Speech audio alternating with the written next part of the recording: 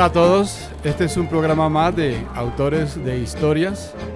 Hoy vamos a hablar de la importancia que tuvo el año de 1924, habida cuenta que estamos a 100 años de ese acontecimiento.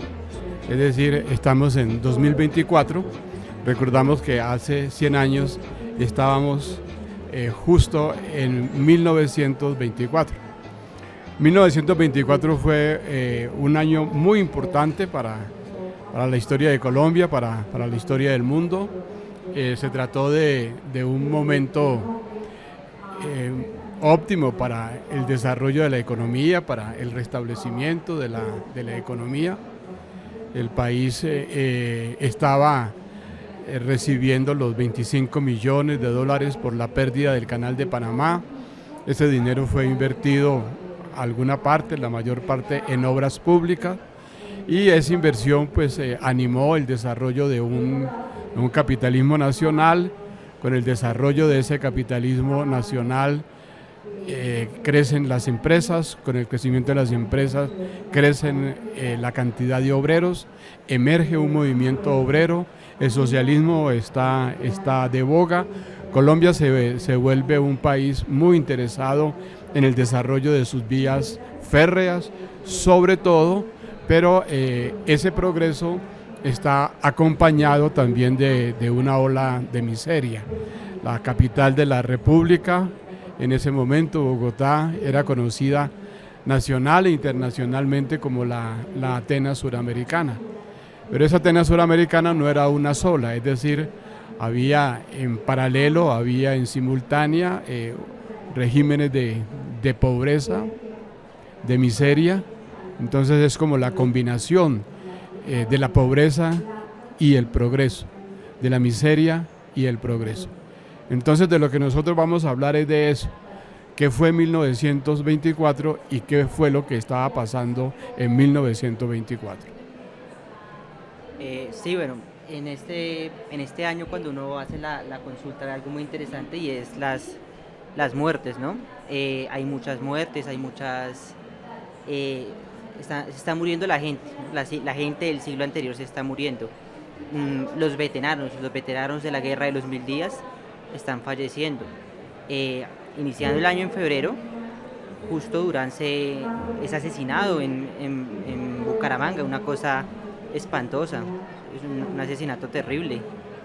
Posteriormente Benjamín Herrera muere el mismo mes a finalizar ese mes, muere también. Entonces pues está produciendo eso, están produciendo muertes. Entonces eso a su vez también refleja los cambios que en los próximos años se van a ver con la aparición de una nueva generación, ¿no? La generación de los nuevos. Entonces esa generación es el reflejo también de esta gente que se está muriendo del siglo anterior. También en el año 24, hace 100 años, mueren civiles y mueren civiles muy, digamos, en el campo de lo simbólico. Ya lo dijo Juan, una de las muertes de la época más, digamos, más sentida, el funeral más grande hasta ese momento de la historia nacional, pues es la muerte del general Benjamín Herrera. Pero como digo, también civiles, ¿no? Creo que la muerte de Luis Tejada fue un acontecimiento muy triste para los colombianos, porque muere muy joven, en plena actividad literaria y en plena actividad política. La sociedad, sobre todo los intelectuales, el mundo de las letras, pues lamenta mucho esta muerte. Pero también hubo funerales en el mundo, hubo funerales muy grandes. Juan, ¿nos puedes recordar esos funerales que hubo en este 1924? Sí, de pronto retomando algo que decías, este año pues aquí que estamos en la Filbo, están regalando unos librillos sobre Luis Tejadas por los 100 años de su muerte. Es parte de ese proceso que están haciendo en torno a la muerte de Luis Tejada. En cuanto al mundo, pues el mundo comienza este año de 1924 con la noticia de la muerte de Lenin. En enero muere Lenin en la Unión Soviética, ¿no? El presidente de allí del partido muere. Que había sido muy importante porque además estamos en la fundación de la Unión de Repúblicas Socialistas Soviéticas, ¿no? La emergencia de un Estado multiétnico jamás visto en la historia de la humanidad. Entonces el nombre de Lenin está vinculado a ese acontecimiento. Y en contraposición en Estados Unidos muere Thomas Woodrow Wilson, el expresidente estadounidense que estuvo allí durante la Primera Guerra Mundial. Entonces, lo mismo, ¿no? También está dándose ese proceso de cambio que va a crear a los políticos que conocemos de los 40 y la Segunda Guerra Mundial. Pero sí, es muy interesante también pensar en que empezaron a morirse también los literatos del siglo pasado, ¿no? Se mueren los literatos. Kafka, Franz Kafka, muere en este año. Conrad, el escritor inglés, también muere en este año.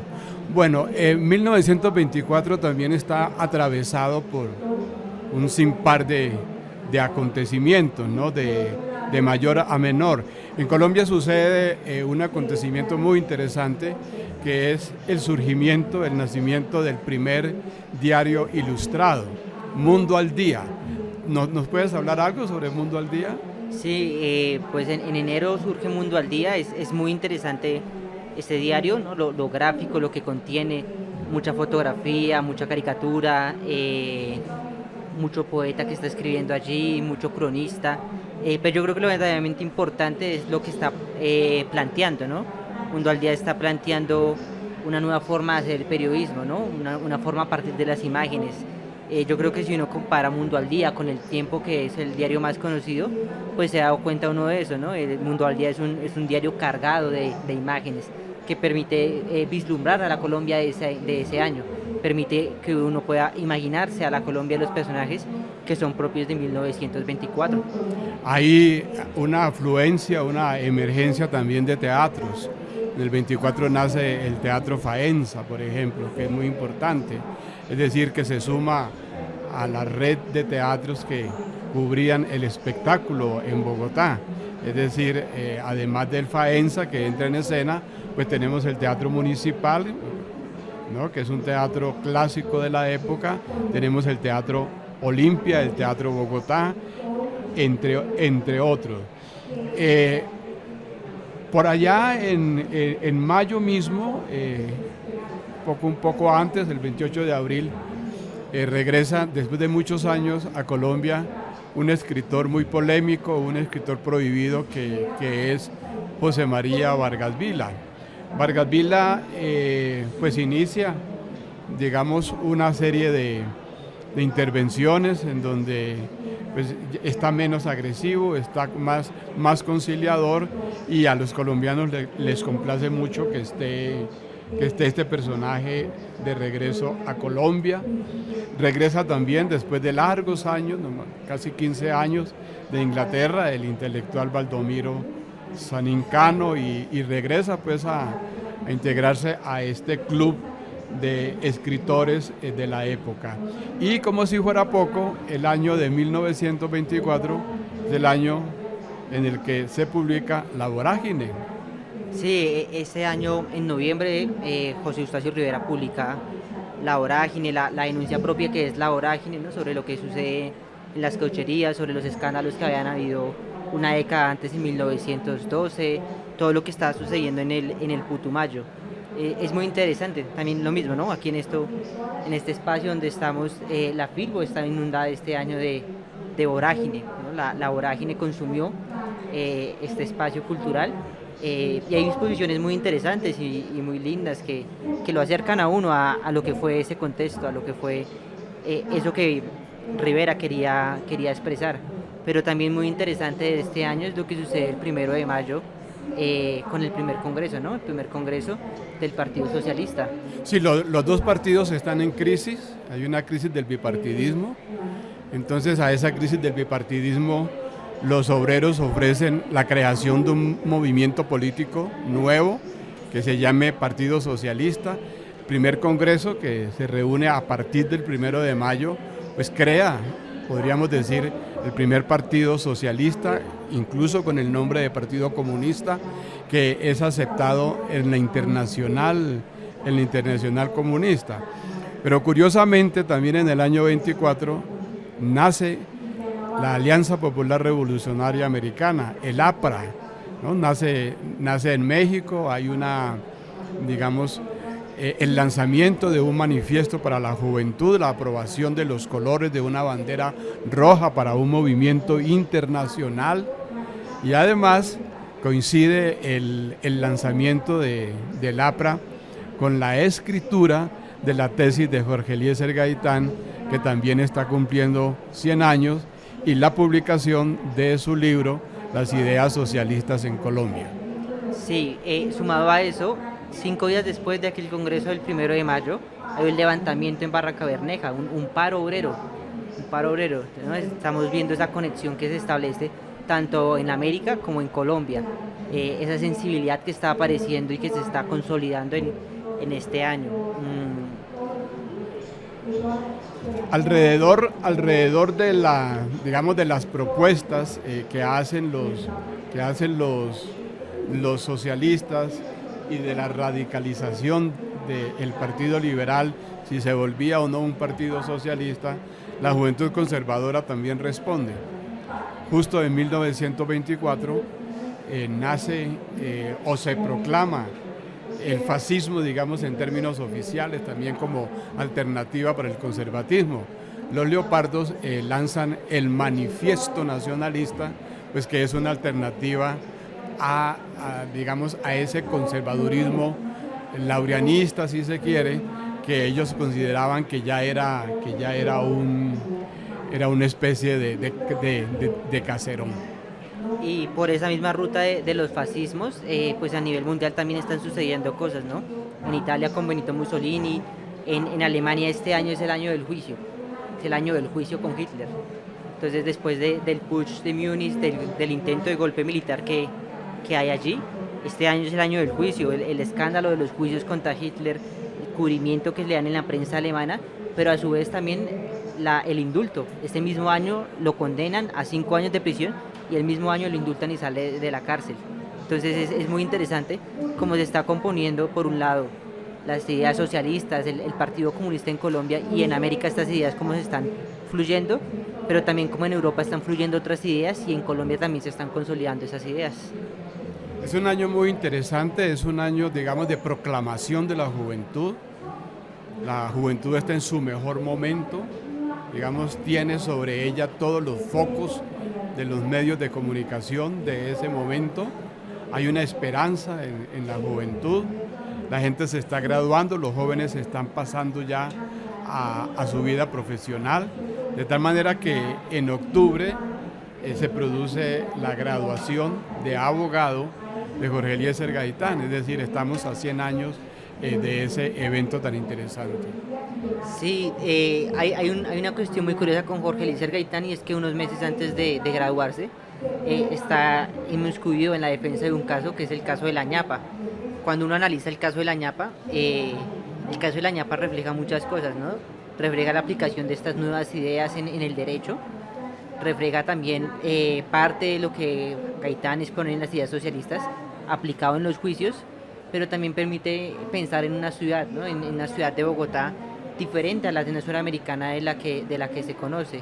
Hablar de la ñapa necesariamente es hablar de Paseo Bolívar, de esos lugares sombríos y oscuros de la ciudad, de esa ciudad que está en la miseria, porque hay una ciudad en la miseria, y también es un año en que se puede reflejar eso, ¿no? Es un año en que el país está avanzando, es un país donde el ferrocarril avanza, donde la aviación avanza, pero también es un año donde hay una ciudad que vive la miseria de unas maneras muy interesantes allí, que los mismos cronistas de la época llegan a retratar. José Antonio Osorio Lizarazo es uno de los que está retratando esta ciudad, ¿no? Esa ciudad miserable, esa ciudad que no quedó de pronto en el foco de la fotografía que conservamos de aquella época, sino que más bien se conserva gracias a las crónicas que dejaron estos cronistas de este año 1924.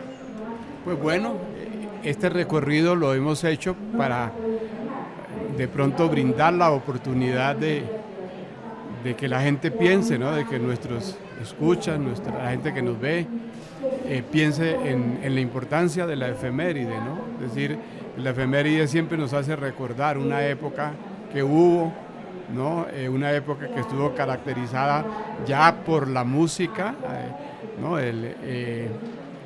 Murillo, por ejemplo, está en su mejor momento produciendo música nacional, Emilio Murillo. Es una ciudad también de mucho espectáculo, de boxeo, de ciclismo, de fútbol. Yo diría que 1924 en realidad es el despunte, ¿no? El desprendimiento de la modernidad en Colombia. Es decir, a partir de allí empezamos a sentir ya que en el país, como decía Luis Vidales más adelante, estaban sonando timbres, estaba llegando la luz, estaba llegando la energía, se estaba trabajando los acueductos, las carreteras. Pero también, como tú lo dices, hay un proceso de higienización, de poner el país en condiciones sanas, higiénicas para ese desarrollo, pero ese proceso no fue fácil.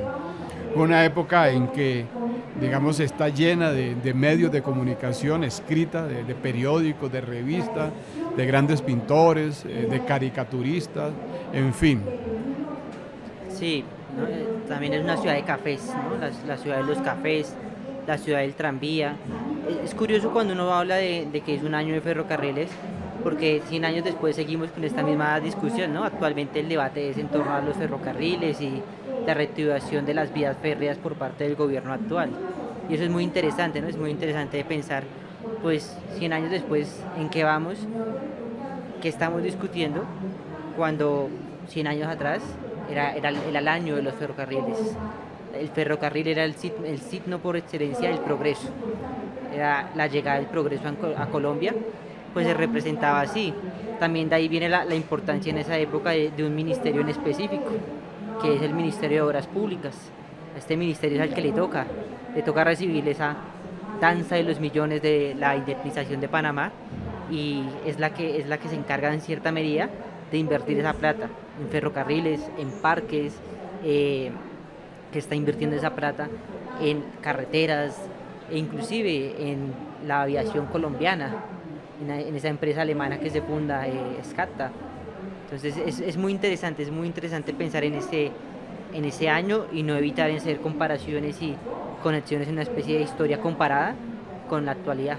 Y no solamente es el inicio de la carrera de Jorge Eliezer Gaitán, también es el inicio prácticamente de la carrera de Laureano Gómez, ¿no? que es convertido en el ministro, pues, de Obras Públicas del gobierno de Pedronel Ospina, y tiene a disposición toda esa cantidad de dinero para el desarrollo de las obras públicas.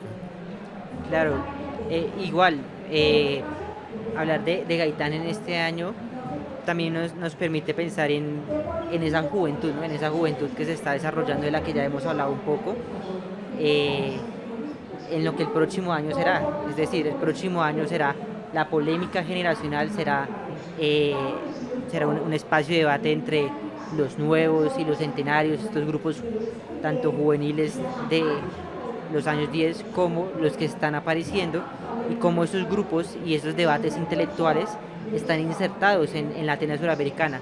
Hablar de la Atenas Suramericana no solo es hablar de la ciudad, no solo es hablar del tranvía, de la arquitectura, sino también de las discusiones propias de los cafés. Pues por los 100 años de la vorágine es una obra de polémica, ¿no? Es una obra que causa mucha polémica aquí en Bogotá. Cuando uno revisa la prensa está cargada de eso, ¿no? De buenos comentarios sobre la obra de José Eustacio Rivera, pero también otros comentarios, ¿no? que dudan, otros comentarios que empiezan a vislumbrar esa discusión que hay entre la manera en que se hace y se escribe aquí en Colombia. Una de las cosas que sorprenden cuando hablamos de la Atenas Suramericana, de Bogotá, como una ciudad próspera en medio de todo, son esas dos ciudades que se establecen. Es decir, dos ciudades en una ciudad. Una ciudad, digamos, chévere, próspera, que unos ven, y que esos mismos que ven esa ciudad próspera no ven la otra ciudad, pero esa otra ciudad miserable es vista por otros. Me gustaría mucho que antes de que profundizáramos en lo que pasaba en esa ciudad paralela, simultánea a la Atenas suramericana, habláramos un poco de la ciudad en general. Sí, ¿no? Yo creo que por antonomasia, Jorge Eliezer Gaitán es el personaje ideal para contar esa historia, porque Jorge Eliezer Gaitán permite ver las dos ciudades, ¿no? La historia de Jorge Eliezer Gaitán de esta época permite entender una ciudad miserable, pero también una inserción que él tiene en la Atenas suramericana. Entonces es lo que yo llamo la ciudad de Gaitán. Entonces la ciudad de Gaitán permite entender las dos ciudades a partir de un mismo personaje que vive las dos ciudades, que está mirando las dos ciudades. Cuando uno piensa en la Atenas suramericana, yo la describo como un largo corredor que comienza en la plaza de Ayacucho, ahí donde quedaba el Palacio de la Carrera, y va por toda la carrera séptima, con los tranvías. Va por toda la carrera séptima y llega hasta lo que hoy en día es la 26. Y ahí hay unos broches que la cierran, el Parque del Centenario y el Parque de la Independencia, dos baluartes de la modernidad de los años 10. Entonces, eso es para mí pensar en la Atenas suramericana, en esa larga calle alargada, llena de cafés, llena de discusiones, donde se encontraba, ¿no? Era una ciudad pequeña donde te encontrabas con el rector de la universidad, con el ministro de no sé dónde, tenía esa característica de esa Atenas suramericana.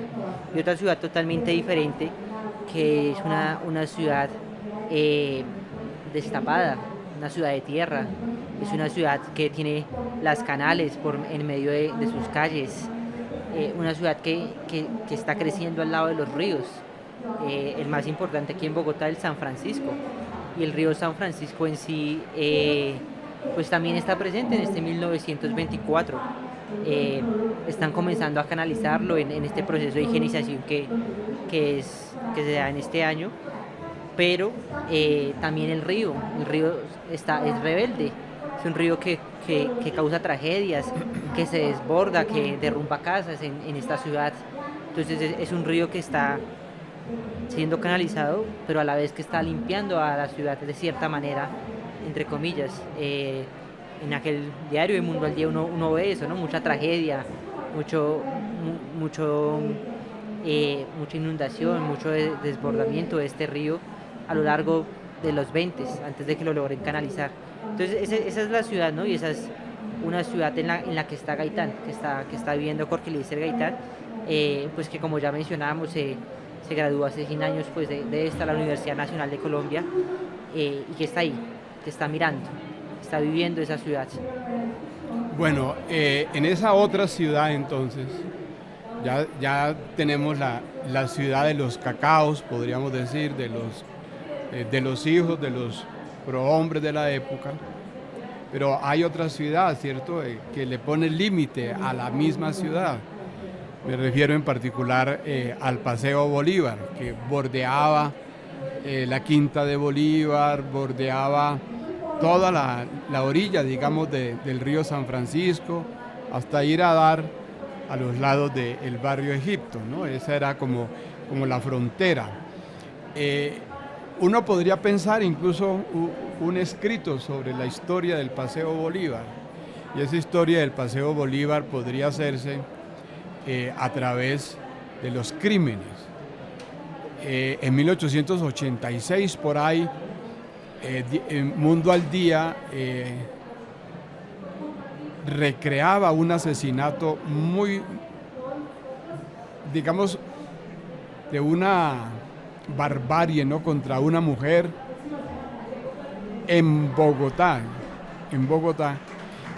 y eso solamente vino a repetirse justamente en 1922, en abril del 22, con el asesinato de una mujer por asuntos de celos, y justo en el 24, en mayo, se abre ese proceso que coincide con la escritura de Jorge Eliezer Gaitán de su tesis de grado, que después fue un libro, y uno puede decir de pronto que la intervención de Jorge Eliezer Gaitán en ese proceso, que lo catapulta a la fama, al estrellato como el mejor penalista de Colombia, uno podría pensar que es una continuación de lo que él plantea, ¿no? De su concepción de la democracia, de la política, de la higiene, del derecho penal, en la medida en que va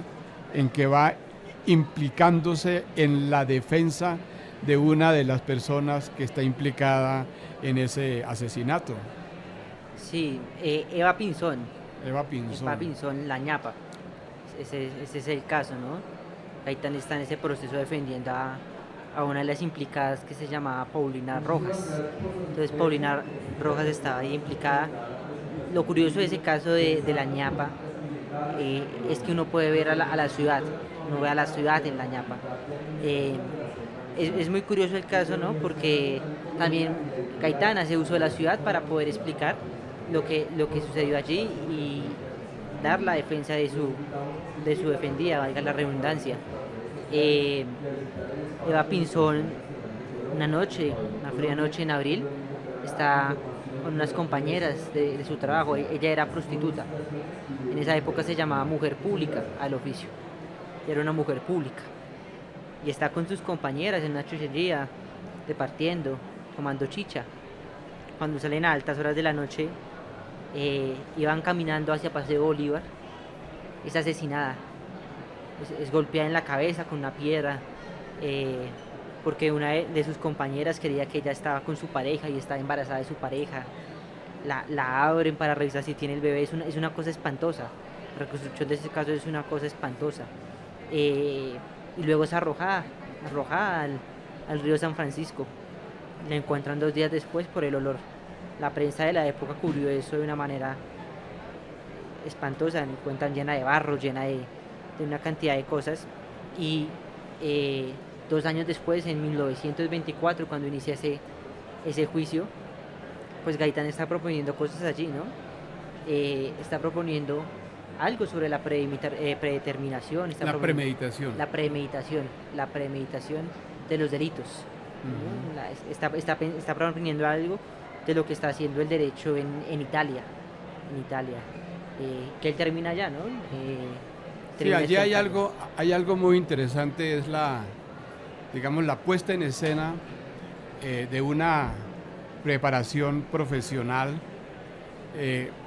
en donde se mezcla la calle y la universidad, es decir, lo que Gaitán recibe en la universidad más lo que Gaitán por cuenta propia avanza. Podría uno incluso decir que Gaitán no es una obra al unísono, ¿no? Es decir, él no se está formando solito, es decir, junto a él hay profesores, hay compañeros que también están trabajando en la dirección que él está trabajando, pero es el que más avanza sobre una teoría, digamos, novedosa, diría yo, pero con una familiaridad, con una ascendencia en la sociología criminal de Enrique Ferri. Es decir, cuando más adelante Gaitán decide irse del país a especializarse a Italia, pues él ya lleva muy avanzados sus estudios, ¿no? Porque el haber participado en estos casos, el haber escrito esa tesis de grado, pues lo van preparando para darle, digamos, como la puntada final en Italia a su teoría de la premeditación, que tiene mucho que ver con, digo yo, él mismo lo decía, con la sociología criminal, con la ascendencia de factura italiana, Carrara, Lombroso, terminando en Ferri. Es decir, el crimen, el asesinato, no solamente hay que verlo socialmente, no hay que verlo por el impacto en la sociedad, hay que saber cuál es la psicología, no solamente de la época, sino la psicología del personaje que comete un asesinato. Es decir, en un asesinato puede haber o puede no haber premeditación. Entonces, el juego de Gaitán es valerse de esa teoría para que el país entienda la psicología de la criminalidad. Profesor Ayala, digamos que usted que está en este momento en sus estudios de maestría de psicoanálisis, ¿cree usted que hay algo de Freud en Gaitán? ¿De pronto algo de lectura de Freud en Gaitán? Sí, claro, lo que se conocía en ese momento, pues que era más bien poco, porque además pues Freud está escribiendo en ese momento, ¿no? Está produciendo su obra. 1924 está a un año de haber salido la segunda tópica del psicoanálisis, ¿no? El yo, el superyo, el ello. Entonces Gaitán no conocía esa segunda tópica. Conoció la primera tópica, sí, del psicoanálisis, pero digamos, la sociología criminal incluye mucho la psicología. Es decir, sin estudios psicológicos, sin los estudios psicológicos de la época, Ferri no hubiera podido avanzar en ese proyecto. No hay proyecto o no hay proceso mejor de Gaitán en el que él no aborde la cuestión psicológica. Es decir, la psicología atraviesa toda su obra.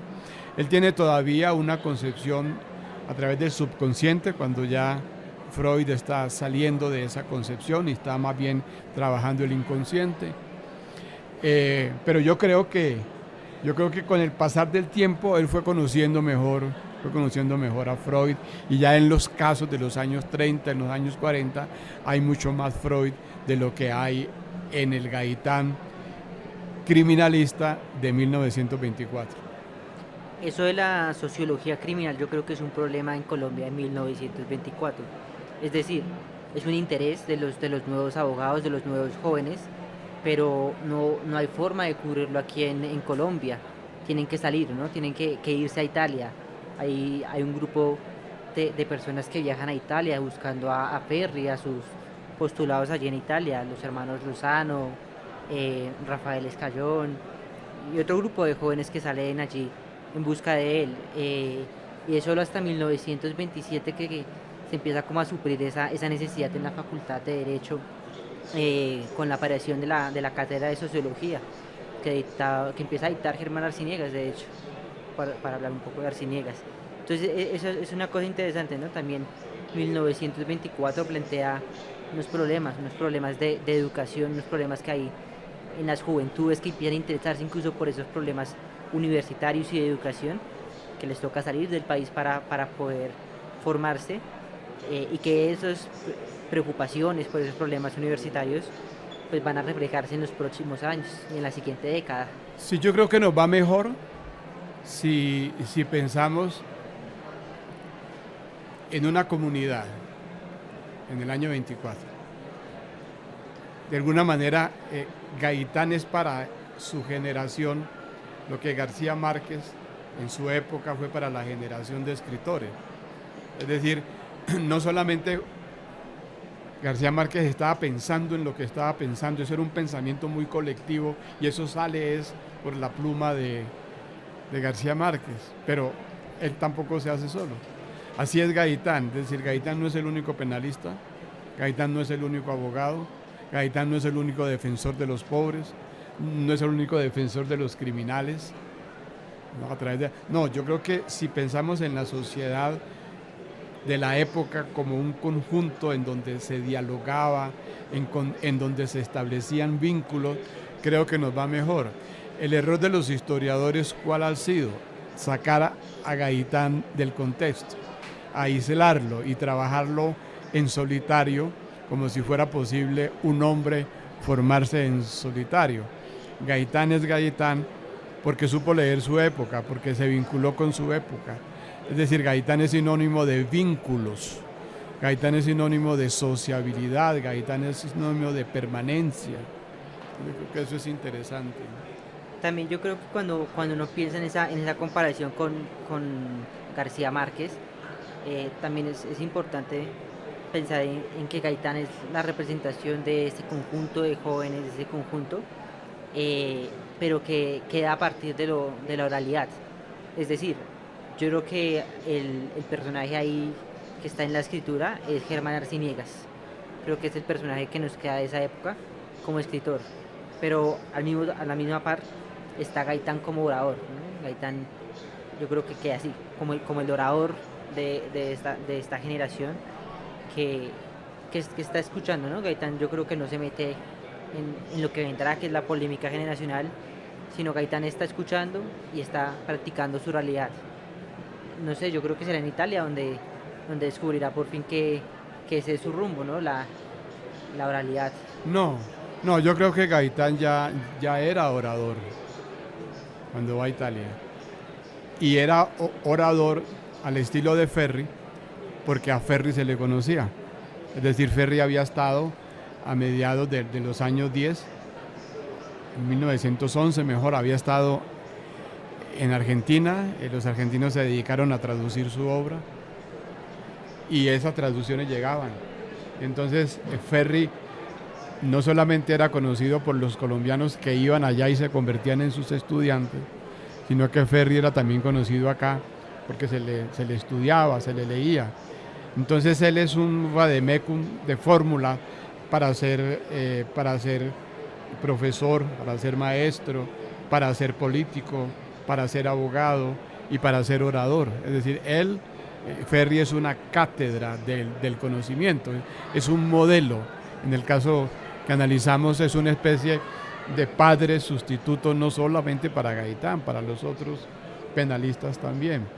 Pero entendemos mejor la década de los 20 y en particular este año del que estamos hablando, si pensamos que Gaitán, digamos que sintetiza, ¿sí?, no estaba solo, que con él habían otros. Y lo mismo yo podría pensar de Arciniegas, ¿no? Habría que estudiar otras condiciones como para que la tesis quede más sólida, pero había gente a la altura o más elevados que Arciniegas, por ejemplo Armando Solano, ¿sí me entiendes? Y el mismo Luis Tejada. Es decir, cuando decimos que en el 24 muere Luis Tejada y sentimos tanto pesar por la muerte de Luis Tejada, es porque se murió lo que hubiera podido haber sido para Colombia un José Carlos Mariátegui, ¿no? Porque el hombre estaba pensando un proyecto político de socialismo distinto al de la Internacional Comunista. Él estaba pensando en eso, estaba trabajando eso. Entonces uno no sabe qué historia estaríamos contando hoy si el hombre sigue, es decir, inmediatamente muere Tejada, ya en los años siguientes, ¿qué hace? Incluso a Gabriel Turbay y Armando Solano, ¿qué es lo que hacen? Pues formar un partido nuevo, un partido socialista. Entonces uno no sabe si hubiera vivido Luis Tejada, que Gaitán hubiera podido haberle dado ese vuelco que él supo darle al Partido Liberal, siguiendo las pautas de Herrera y de Jorge Eliezer Gaitán. Sumaba que murió muy joven, ¿no? Luis Tejada murió una edad muy corta.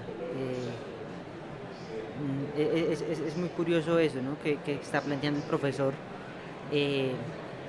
porque Benjamín Herrera es una figura que también, finalizando los años 10, interviene, ¿no? Le da una vuelta a lo que venía diciéndose en el Partido Socialista que estaba apareciendo, que lo absorbe el Partido Liberal. Entonces es muy interesante estos personajes, ¿no? Es muy interesante pensar en qué hubiera sido de Gaitán si Herrera hubiera sobrevivido otros años más.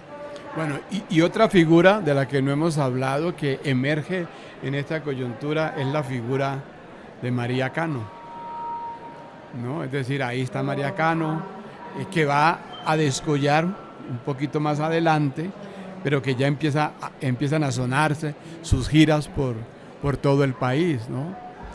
Entonces, el año 24 es eso, es, digamos, la cumbre del progreso en Colombia, pero a su vez, esa cumbre del progreso en Colombia, cuando baja al 25, al 26, ya empieza a haber una crisis, y esa crisis empieza a anunciar el advenimiento de la caída de la hegemonía conservadora, ¿no?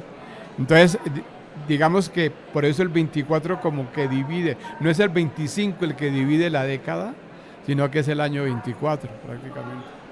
Sí, el 24 es ese año de rompimiento, ¿no? Ese año que va creando una nueva Colombia, una Colombia que en los años 30 se constituye en la República Liberal y todo lo que significó la República Liberal, pero que también nos obliga a pensar obligatoriamente en los años 10. Es decir, el 24 nos ayuda a entender lo que será los finales de los años 20, los años 20 en Colombia, pero también nos obliga a tener que entender los años 10, que ambos décadas están conectadas en la historia de Colombia. Y por las mismas edades, ¿no? Es decir, el que está en 1924, pues está a 24 años del siglo. Entonces la gente que nació con el siglo tiene 24 años. La gente que nació en los finales del siglo XIX, pues está llegando a los 26, 27 años. Por eso es una época de la juventud. Digamos, la juventud, nunca en la historia de Colombia, la juventud tuvo la posición, el posicionamiento de las cosas como lo tuvo en ese momento. Es decir, todo el mundo era estudiante, pero todo el mundo también dejaba en ese momento de ser estudiante, pasaba a ejercer la vida profesional. Era una época donde la universidad era en la calle, ¿no? La universidad estaba en la calle. La universidad no era pensar en el edificio de tal facultad, sino en la calle por esas discusiones que estaban teniendo allí esos jóvenes de los que estamos hablando.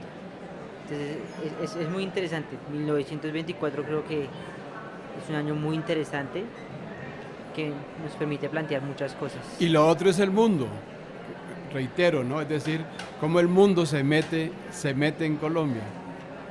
Por eso el periódico El Mundo al Día se llama así, ¿no? El Mundo al Día, que era para poner a Colombia en contacto con las cosas que estaban sucediendo en el mundo. Entonces no tenemos una población analfabeta 100%, es decir, los que leían tenían la posibilidad de estar al día en las cosas que estaban pasando en el mundo o de escuchar de quienes leían, quienes no leían lo que estaba pasando en el mundo. El año 24, te repito, es el año de la creación de la Unión Soviética, prácticamente, que coincide con la muerte de Lenin. Es el año, digamos,